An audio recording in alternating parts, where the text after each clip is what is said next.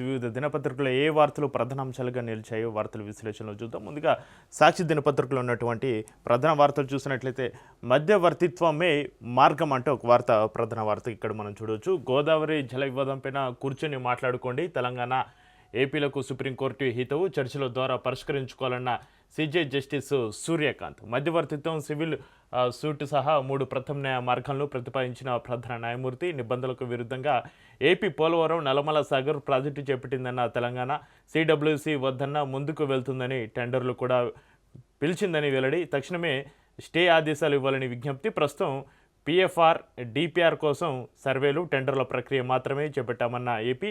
భవిష్యత్తులో ప్రాజెక్టు నిబంధనలకు విరుద్ధమని తేలితే ప్రజాధనం వృధా అవుతుందని కదా అంటూ సీజే వ్యాఖ్య. ఇక తదుపరి విచారణ ఈ నెల 12వ తేదీకి వాయిదా వేసింది. ఇక మధ్యవర్తిత్వమే మార్గం అంటే ఇక్కడ మనం ప్రధాన వార్తగా ఇక్కడ హెడ్లైన్లో మనం చూడవచ్చు. చర్చల ద్వారా పరిష్కరించుకోవాలన్న సీజే జస్టిస్ సూర్యకాంత్. అయితే వెనకట మనం చూసినట్లయితే పెద్ద మనుషులు, ఇద్దరు అన్నదమ్ముల మధ్య ఏదైనా ఆస్తి పంపకాల విషయాలు ఉంటే కూర్చొని మాట్లాడుకోండి, ఎందుకు అనవసరంగా కేసులు పెట్టుకోవడం, కోర్టులకు వెళ్ళడం, పోలీస్ స్టేషన్ల చుట్టూ తిరగడం అంటూ పెద్దవాళ్ళు సలహా ఇచ్చేవాళ్ళు. అదేవిధంగా అక్కడ కూర్చొని మాట్లాడుకొని సెటిల్మెంట్ చేసుకొని అక్కడికక్కడికి పరిష్కారం చేసుకునేవాళ్ళు, కోర్టు వరకు వెళ్ళకుండా. కానీ ఇప్పుడు పరిస్థితులు ఏ చిన్న గొడవైనా కూడా పోలీస్ స్టేషన్కి వెళ్ళడం, కేసులు పెట్టుకోవడం, కోర్టుల చుట్టూ తిరగడం, పెద్ద మనుషుల మాట వినే పరిస్థితులు లేకుండా పోయినాయి. అయితే ఇక్కడ కూడా మనం ఇదే అంశం చూడవచ్చు. ఇక్కడ తెలంగాణ ఏపీలకు సుప్రీంకోర్టు చెప్పింది, కూర్చొని మాట్లాడుకుంటే ఈ జల వివాదం, ఈ జల పంపకాలకు సంబంధించి సమస్య పరిష్కారం అవుతుందని ఇక్కడ సుప్రీంకోర్టు అదే విషయం చెబుతుంది. అయితే తెలంగాణ, ఆంధ్రప్రదేశ్ రాష్ట్రాల మధ్య నెలకొన్న గోదావరి జలాల వివాదాన్ని న్యాయ పోరాటాలతో కంటే సామరస్యపూర్వకంగా మధ్యవర్తిత్వం ద్వారా పరిష్కరించుకోవడం మేలని సుప్రీంకోర్టు సూచించింది.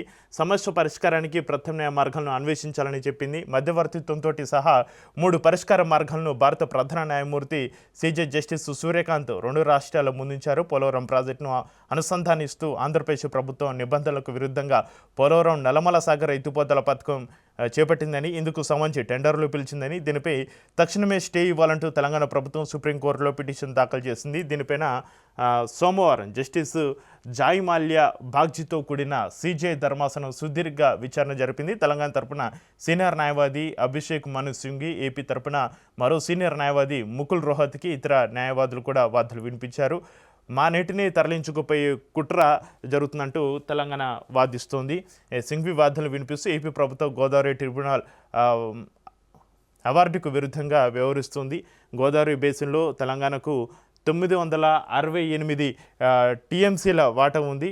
ఇక పోలవరం నల్లమల సాగర్ ప్రాజెక్టు ద్వారా ఏపీ 200 టీఎంసీలను మళ్లిస్తే తెలంగాణ వాటాకు గండి పడుతుందని తెలంగాణ వాదన. ఇక సహకారం ఏది? సహకార ఆర్థిక సంస్థలు, సంక్షేమ శాఖల పరిధిలో కొనసాగుతున్న ప్రత్యేక విభాగాలు ఇవి. ఈ కార్పొరేషన్ల ప్రధాన లక్ష్యం స్వయం ఉపాధిని ప్రోత్సహించడం, రాయితీ అందిస్తూ స్వయం ఉపాధి యూనిట్ల ఏర్పాటుకు సహకరించడం, నైపుణ్య అభివృద్ధి కార్యక్రమాలు నిర్వహించి యువతకు ఉపాధి మార్గాలను చూపించడం. కానీ ఉన్నత లక్ష్యంతో ఏర్పడిన ఈ కార్పొరేషన్లు ఇప్పుడు అచేతన స్థితిలో కొట్టిమిట్టాడుతున్నాయి. రాయితీపైన రుణాల సంగతి అటుంచితే యువతకు కనీసం నైపుణ్య అభివృద్ధి కార్యక్రమాలు సైతం నిర్వహించలేకపోతున్నాయంటూ వార్త ప్రధాన వార్తగా నిలుస్తుంది. ఇక్కడ చూసినట్లయితే స్వయం ఉపాధికి చేతినివ్వని సహకార ఆర్థిక సంస్థలు ప్రభుత్వం నిధుల విడుదల చేయకపోవడంతో అచేతన స్థితిలోకి, యువతకు ఉపాధి శిక్షణ కూడా అందించలేక నిరసించిన సంక్షేమ శాఖల పరిధిలో ప్రస్తుతం 30 కార్పొరేషన్లు, చైర్మన్లు మాత్రం కొన్నింటికి అన్నటువంటి వార్త హెడ్లైన్లో మనం చూడొచ్చు. ఇక రాష్ట్రంలో బీసీలు, ఎస్సీలు, ఎస్టీలు, మైనారిటీలతో పాటు వికలాంగులు, మహిళల కోసం 30 సహకార ఆర్థిక సంస్థలు ఉన్నాయి. గతంలో 17 కార్పొరేషన్లు ఉండగా ప్రజాప్రభుత్వం కొత్తగా 13 కార్పొరేషన్లు ఏర్పాటు చేయడంతో వాటి సంఖ్య 30కి చేరింది. ఎస్సీ, ఎస్టీ, బీసీ కార్పొరేషన్లు ఏటా భారీ ఎత్తున వార్షిక ప్రణాళికలు రూపొందిస్తుండగా వాటిని ప్రభుత్వం ఆమోదిస్తోంది. కానీ కార్పొరేషన్లకు నిధులు విడుదల చేయట్లేదు. దీంతో నిర్దేశించిన కార్యక్రమాలను కూడా అటకెక్కుతున్నాయి. 2024-25 వార్షిక సంవత్సరం చివరిలో రాజీవ్ యువ వికాసాన్ని ప్రభుత్వం ప్రవేశపెట్టి 6,000 కోట్ల మేర నిధులు కేటాయిస్తున్నట్లు ప్రకటించింది. అన్ని కార్పొరేషన్ల పరిధిలో ఈ పథకం కింద దరఖాస్తులు ఆహ్వానించగా ఏకంగా 16 లక్షలకు పైగా దరఖాస్తులు వచ్చాయి. ఇక సమన్వయంతో ముందుకెళ్ళండి. రాష్ట్రంలోని 2 ప్రధాన ఎస్టీ వర్గాలు కాంగ్రెస్ వైపు నిలబడేలా చూసే బాధ్యత మీదే, సమన్వయంతో ముందుకెళ్ళండి అంటూ ఒక వార్త కూడా మనం హెడ్లైన్లో చూడొచ్చు. ఆదివాసీ లంబాడ ప్రజాప్రతినిధులతోటి భేటీలో ముఖ్యమంత్రి రేవంత్ రెడ్డి పాల్గొన్నారు. ఎస్టీలందరినీ సమన్వయం చేసే బాధ్యత ఎమ్మెల్సీ శంకర్ నాయక్కు అప్పగించినట్లుగా వెల్లడి. కష్టపడితేనే రెండోసారి విజయం సాధ్యమన్న సీఎం.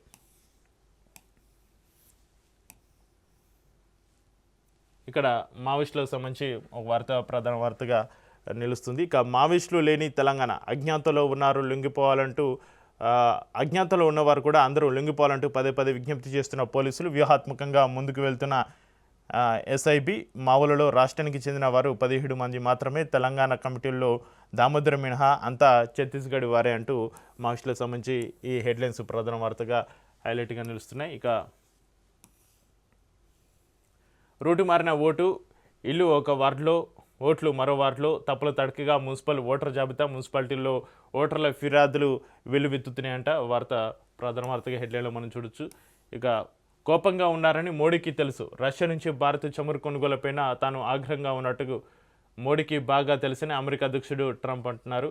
ఇక ఎస్ఐఆర్కు వ్యతిరేకంగా కోర్టుకు వెళ్తా, పశ్చిమ బెంగాల్లో చేపట్టిన ఓటర్ జాబితా స్పెషల్ ఇంటెన్సివ్ రివిజన్ ప్రక్రియను సవాల్ చేస్తూ కోర్టుకు వెళ్తామని మమతా ప్రకటన సంబంధించి వార్త ప్రధాన వార్తగా సాక్షి దినపత్రికలో ప్రధాన వార్తగా నిలుస్తుంది. ఇక ఖలీద్ ఇమామ్కు నో బెయిల్, ఢిల్లీ అల్లర్ల కేసులో నిందితులైన Umar Khalid, Sharjeel ఇమామ్కు supreme court bail నిరాకరించింది. ఆ వార్త ప్రధాన వార్త మనం చూడవచ్చు. ఇక నేను వెనిజులా అధ్యక్షుడిని ఇంట్లో ఉండగా బంధించి తెచ్చారు, ఏ తప్పు చేయలేదు అని మద్రో మన్హట్టన్ కోర్టులో చెప్పుకున్నారు. ఇవి సాక్షి దినపత్రికలో ఉన్నటువంటి ప్రధాన వార్తలు. ఇక వెలుగు దినపత్రికలో ఉన్నటువంటి హెడ్లైన్స్ ఒకసారి చూసినట్లయితే,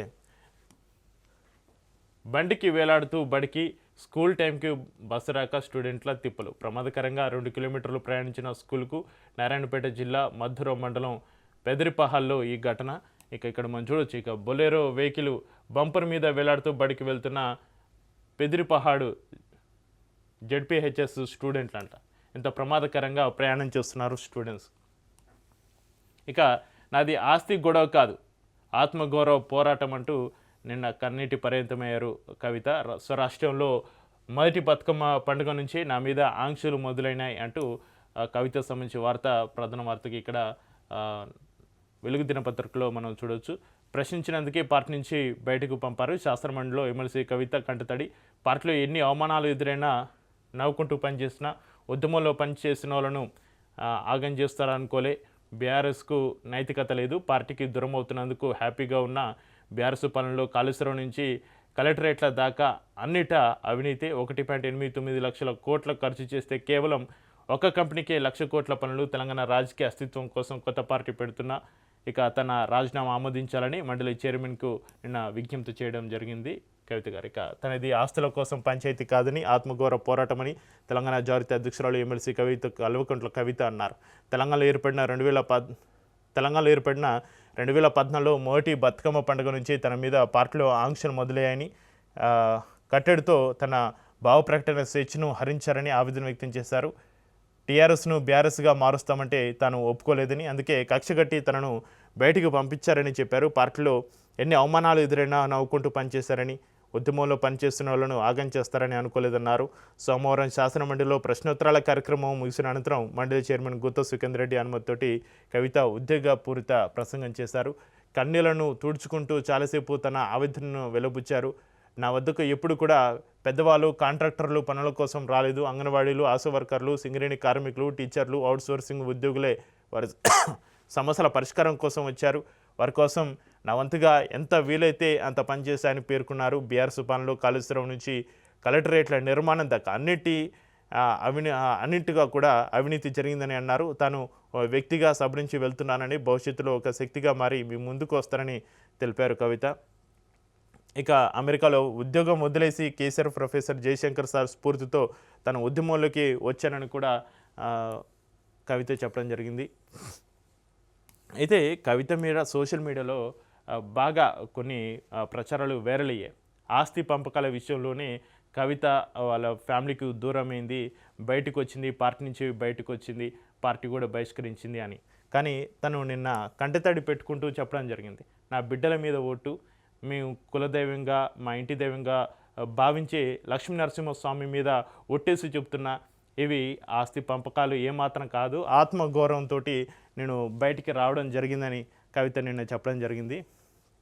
అయితే నా ఇద్దరు బిడ్డల మీద ప్రమాణం చేస్తున్నా, నాది ఆస్తుల పంచాయతీ కాదు, ముమ్మాటికి ఆత్మగౌరవ పంచాయతీనే, మా ఇంటి దేవుడైన లక్ష్మీనరసింహస్వామి మీద నా ఇద్దరు బిడ్డల మీద ప్రమాణం చేసి చెప్తున్నా అని నిన్న కంటతడి పెట్టుకోవడం జరిగింది.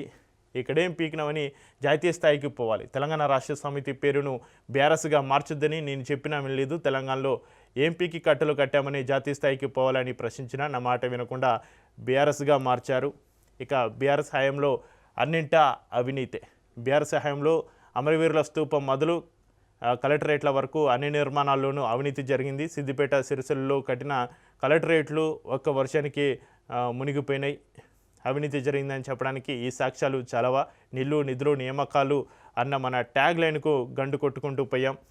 ఒక కంపెనీకి 1,00,000 కోట్లకు పైగా పనులు, సాగునీటి ప్రాజెక్టులపైన 1,89,000 కోట్లు ఖర్చు చేసి కొత్తగా 14 లక్షల ఎకరాలకు మాత్రమే నీళ్ళు ఇచ్చారు. 1,89,000 కోట్లలో ఒక కంపెనీకి 1,00,000 కోట్లకు పైగా పనులు అప్పగించారు. 1989లో చిన్న కంపెనీ పెట్టుకున్న ఆయన ఫోర్బ్స్ జాబితాలో 45వ స్థానంలో నిలిచారు.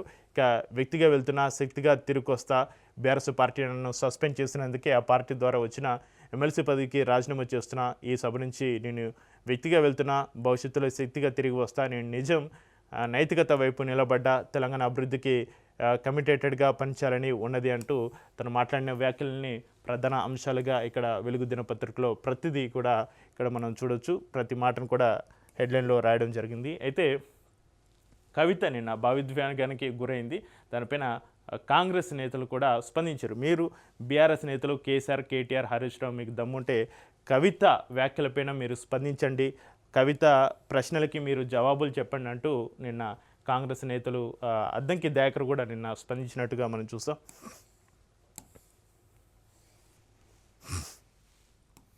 ఇక పోలవరం బనకచర్లతో వరద జలాలు తరలించే కుట్ర, గోదావరి ట్రిబ్యునల్ అవార్డుకు విరుద్ధంగా ఏపీ తీరు, పోలవరం నల్లమల్ల సాగర్పైన సుప్రీంకోర్టులో తెలంగాణలో వాదులు అంటూ ప్రధాన వార్తగా అన్ని దినపత్రికలో నిలుస్తుంది. ఇక పోలవరం బనకచర్ల ఇష్యూ, వరద జలాలు తరలించవద్దని సిడబ్ల్యూసీ చెప్పినా ఏపీ పట్టించుకోవట్లేదని వాదన, రెడ్ పిటిషన్ కాదు సివిల్ సూటి వేయాలన్న సీజే, సమస్య పరిష్కారానికి ఇప్పటికే కేంద్రం కమిటీ వేసింది కదా అని ప్రశ్న, అవసరమైతే ప్రాజెక్టుపై స్టే ఇచ్చేలా కమిటీకి ఆదేశాలు ఇస్తామని వెల్లడి, మధ్యవర్తిత్వం ద్వారా పరిష్కరించుకోవాలని సూచన అంటూ ప్రధాన వార్తగా మనం చూడొచ్చు. ఇక ఆర్టీసీ బస్సులో పూలే సినిమాకు మహాత్మా జ్యోతి బాపులే జీవిత చరిత్ర ఆధారంగా తెరకెక్కిన పూలే సినిమాను CM Revanth Reddy, deputy CM బట్టి విక్రమార్క, మంత్రులు, పలువురు ఎమ్మెల్యేలు వీక్షించారు. సోమవారం అసెంబ్లీ సమావేశాల అనంతరం సీఎం, డిప్యూటీ సీఎం సహా మంత్రులు, ఎమ్మెల్యేలు, ఎమ్మెల్సీలు ఆర్టీసీ ఎలక్ట్రికల్ బస్సులో బంజారాహిల్స్లోని ప్రసాద్ ల్యాబ్స్కు వెళ్లి సినిమా చూశారు. మహాత్మా జ్యోతి పులే ఆశయాలు, లక్ష్యాలను నెరవేర్చే దిశగా సీఎం రేవంత్ రెడ్డి నేతృత్వంలోని ప్రజాప్రభుత్వం ముందుకు పోతుందని డిప్యూటీ సీఎం బట్టి విక్రమార్క అన్నారు.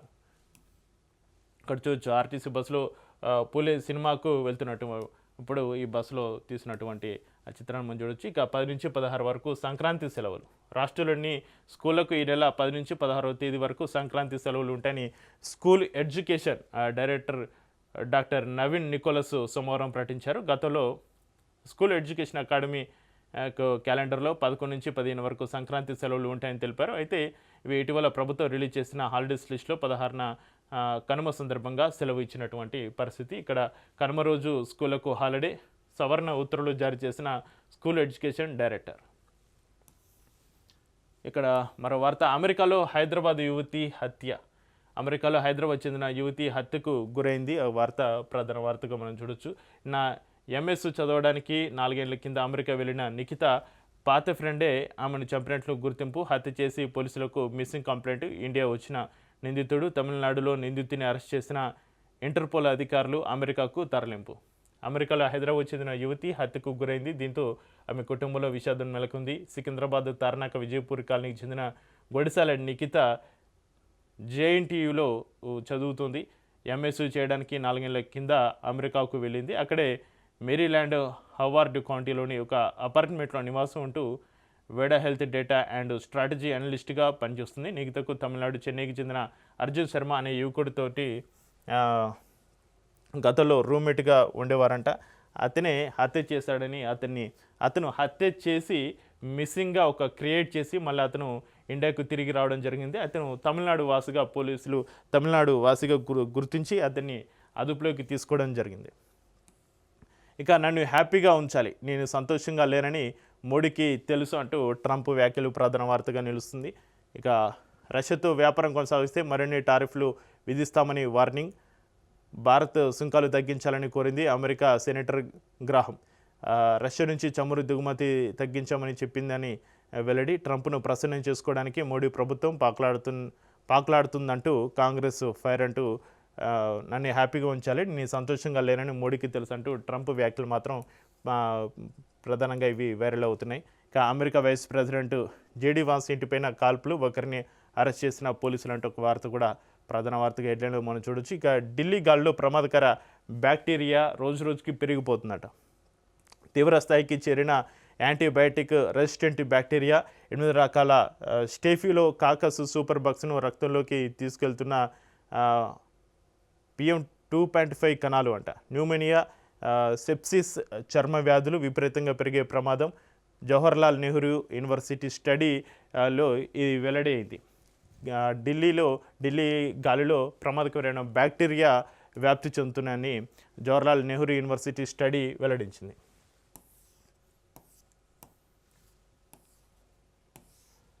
ఇక అమెరికాలో యాక్సిడెంట్, తెలుగు దంపతులు మృతి. అమెరికాలోని వాషింగ్టన్లో జరిగిన రోడ్డు ప్రమాదంలో ఏపీలోని పాలకులకి చెందిన కృష్ణ కిషోర్, ఆయన భార్య ఆశ మృతి చెందినట్లుగా వార్త ప్రధాన వార్తగా నిలుస్తుంది. అయితే గాయపడ్డ కుమార్తె ఆసుపత్రిలో చికిత్స పొందుతున్నారట. ఇక చైల్డ్ పోర్న్ చూస్తే అరెస్టే. చైల్డ్ పోర్నోగ్రఫీపై Telangana cyber security bureau CSB special focus పెట్టింది. ఆన్లైన్లో చిన్నారుల అశ్లీల వీడియోలు బ్రౌజింగ్ చేసినా, డౌన్లోడ్ చేసి స్టోర్ చేసుకోవడంతో పాటు ఇతరులకు షేర్ చేసినా ట్రేస్ చేసి మరీ పట్టుకుంటామంటూ ఇక్కడ పోలీసులు తెలుపుతున్నటువంటి పరిస్థితి. ఇక సముద్ర ప్రతాప్ నౌక జలప్రవేశం. భారత తీరరక్షక దళానికి చెందిన మటి స్వదేశీ కాలుష్య నియంత్రణ నౌక సముద్ర ప్రతాప్ జలప్రవేశం చేసింది. రక్షణ మంత్రి రాజ్నాథ్ సింగ్ సోమవారం గోవాలో ఈ నౌకను ప్రారంభించారు. ఈ నౌక తయారులో 60% భాగాలు దేశీయంగా తయారు చేసినవే. ఇక్కడ మనం చూడొచ్చు సముద్ర ప్రతాప్ నౌక జలప్రవేశం సంబంధించిన వార్త కూడా ప్రధాన వార్తగా నిలుస్తుంది. ఇవి వెలుగు దినపత్రికలో ఉన్నటువంటి ప్రధాన వార్తలు. ఇక నమస్తే తెలంగాణలో ఏ వార్తలు ప్రధాన వార్తలు నిలిచాయో ఒకసారి చూద్దాం. ఇక అమెరికా ఉపాధ్యక్షుడి ఇంటిపై దాడి, బంగ్లాదేశ్లో మరో మైనారిటీ హత్య, ఇరాన్ నుంచి పరారికి ఖమేనీ సన్నాహాలు, గ్రీన్లాండ్ మాకు కావాలి అమెరికా, నొప్పిని గ్రహిస్తున్న నయా రోబోలు అంటూ ఇవి హెడ్లైన్స్. ఇక సీఎం రేవంత్ సొంత నియోజకవర్గంలో బస్సు లేక, మనం ఇంతకుముందు చూసాం వెలుగు దినపత్రికలో, సీఎం రేవంత్ సొంత నియోజకవర్గంలో బస్సు లేక విద్యార్థులు అవస్థలు పడుతున్నారు. ట్రాలీ వాహనానికి వేలాడుతూ బడికి వెళ్తున్నారు. నారాయణపేట జిల్లా మద్దూరులో డేంజరస్ జర్నీ దృశ్యం ఇది అంటూ ప్రమాదకర పరిస్థితులలో విద్యార్థులు రోజు స్కూల్కి వెళ్ళి రావడం కూడా విద్యార్థులకి ఇదే పరిస్థితి, ఇదే దుస్థితి మనం చూడొచ్చు. అయితే ప్రభుత్వం బాకీ పడిన రిటైర్మెంట్ బెనిఫిట్స్ను విడుదల చేయాలని డిమాండ్ చేస్తూ 20,000 మంది రిటైర్డ్ ఉద్యోగులు కథం తొక్కారు. ప్రభుత్వం ఎక్కడికక్కడ అరెస్ట్ చేసినా వారు శాసనసభను ముట్టడించారు. రిటైర్డ్ ఉద్యోగుల ఆర్తనాదాలను చెవికెక్కించుకొని ప్రభుత్వం వారిపైన దామనకాండను ప్రదర్శించింది అంటూ వారి ఆందోళనను, రిటైర్డ్ ఉద్యోగుల అవస్థకు సంబంధించి వారి ఆందోళన సంబంధించి వార్త కూడా ప్రధాన వార్తగా నమస్తే తెలంగాణలో నిలుస్తుంది. ఇక కమిటీ మీరే వేసుకొని కోర్టుకు వస్తారా? రేవంత్ సర్కార్కు సుప్రీంకోర్టు సూటి ప్రశ్న. నల్లమల సాగర్పై స్టే ఇచ్చేందుకు నిరాకరణ, నివేదిక వచ్చే వరకైనా ఆగాలి కదా అంటూ న్యాయస్థానం చివాట్లు. ప్రభుత్వం వేసిన పిటిషన్ విచారణ అర్హతపైన ధర్మాసనం సందేహం. సివిల్ వివాదం అంటూ వ్యాఖ్యలు, విచారణ 12కు వాయిదా.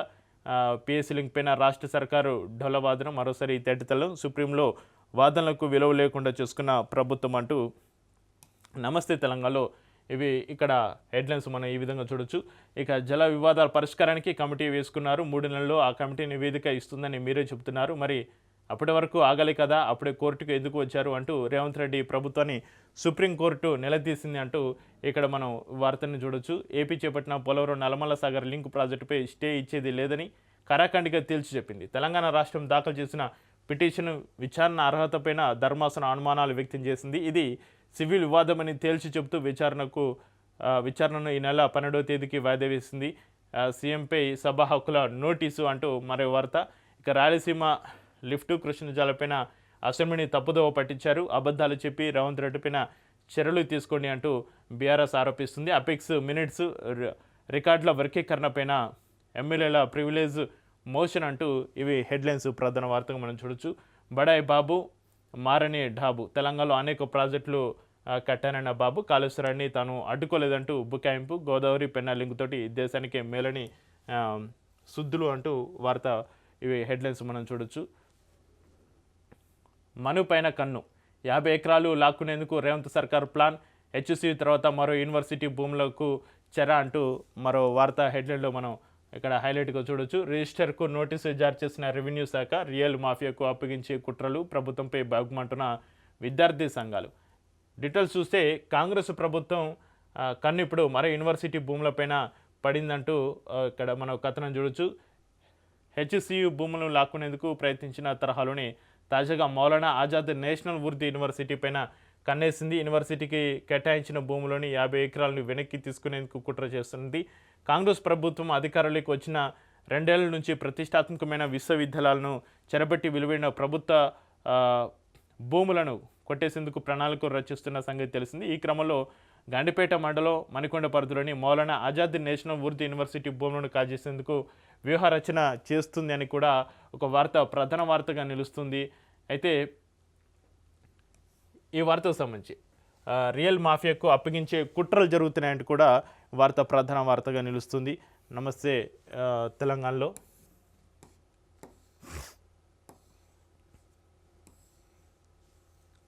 ఇక్కడ మరో వార్త. ధూపదీప నైవేద్య పథకం కింద పనిచేస్తున్న తమకు 25,000 కనీస గౌరవవేతనం చెల్లించాలని, నిత్యపూజలకు మరో 10,000 చెల్లించాలని డిమాండ్ చేస్తూ అర్చకులు ఆందోళన బాటపట్టారు. రాష్ట్ర వ్యాప్తంగా 6,759 మంది అర్చకులు చాలించాలని వేతనంతో అవస్థలు పడుతున్నారని ఆవేదన వ్యక్తం చేశారు. ఈ మేరకు హైదరాబాద్లోని దేవాదాయ ధర్మాదాయ శాఖ కమిషనర్కు సోమవారం వారు వినతి పత్రాన్ని అందజేశారు. ఇక హ్యాపీ న్యూ ఇయర్ ఆఖరి కాల్. నిఖిత తండ్రి కన్నీరు మున్నీరు అవుతున్నారు.